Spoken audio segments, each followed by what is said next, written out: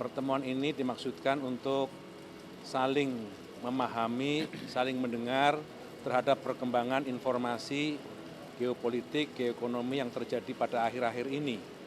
Dalam pertemuan tersebut tadi Presiden mengatakan bahwa yang dilakukan oleh beliau adalah demi keutuhan Republik Indonesia, demi keutuhan negara, dan demi kedaulatan Republik Indonesia. Para ulama, para kiai memahami itu sebagai sebuah sikap yang dilakukan oleh Presiden pada jalan yang baik, yang benar. Kita semua diminta untuk tetap memberikan support, mendoakan agar apa yang dilakukan oleh Presiden Republik Indonesia bisa berjalan dengan baik, dengan mulus. Dan Presiden juga terus membuka diri untuk mendapatkan masukan, pandangan dari berbagai macam kalangan, termasuk dari para ulama, para kiai. Intinya mengajak kita bersama-sama, para kiai, para ustadz, para pimpinan pondok pesantren, dan pimpinan agama, untuk bersama-sama membangun bangsa ini, terutama bangsa kita di dalam negeri kita. Betapapun di luar sana sedang sangat luar biasa keadaannya karena adanya perang, mudah-mudahan Indonesia tetap aman, itu intinya, dan Indonesia tetap waspada, dan Indonesia akan terus-menerus berusaha untuk bagaimana perang itu bisa berhenti, bagaimana kedamaian itu bisa dicapai. Beliau tadi menjelaskan tentang keanggotaan beliau atau untuk Indonesia di BOP. Jadi beliau menegaskan bahwa keterlibatan beliau di BOP itu tidak serta-merta, tetapi sudah mulai proses yang panjang, sudah dibicarakan dengan beberapa pimpinan negara yang ada di wilayah, terutama wilayah Teluk, yang kemudian sepakat untuk bergabung. Yang strategi yang beliau pilih adalah yang disebut dengan strategi from within. Jadi selama ini kita berada di luar, kita sekarang mencoba berjuang dari dalam.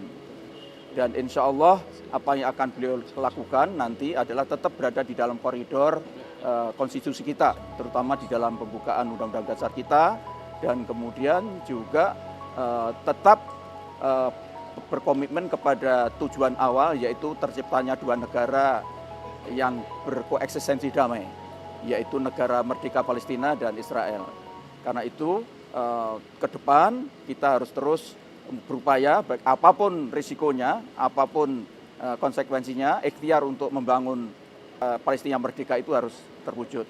Dan itu tercantum di dalam perjanjian 20 poin, di poin 19 dan poin 20, itu tegas bahwa memang tujuan BOP itu adalah terciptanya negara Palestina, tadi berkoeksistensi dengan Israel.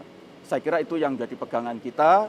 Dengan demikian maka tadi para ulama, para tokoh-tokoh agama, semuanya sepakat dengan apa yang telah disampaikan oleh Bapak Presiden. Yang saya tangkap dari apa yang disampaikan Presiden tadi adalah bahwa beliau akan berusaha menggunakan BOP ini sebagai semacam keberadaan Indonesia di dalam BOP ini sebagai semacam instrumen untuk ikut mendorong terjadinya proses deeskalasi dan lebih-lebih lagi perdamaian atas perang yang sekarang sedang berlangsung. Kalau perlu misalnya Indonesia bisa menyatakan bahwa agenda-agenda BOP on hold sampai ada pembicaraan untuk deeskalasi dan perdamaian dari perang Amerika Israel melawan Iran ini. Ya, yang jelas bahwa Presiden menegaskan komitmennya, beliau akan melakukan apa saja untuk ikut berkontribusi membantu ke arah perdamaian, penyelesaian masalah, dan lebih-lebih karena penyelesaian masalah terutama konflik di Timur Tengah hari ini akan terkait secara cukup langsung dengan keadaan kepentingan domestik kita sendiri. Maka Presiden akan melakukan semuanya, dan alhamdulillah Indonesia dalam hal ini Presiden Prabowo Subianto adalah aktor yang diterima oleh semua pihak sehingga punya peluang untuk bisa menjadi semacam mediator komunikasi di antara pihak-pihak yang terlibat.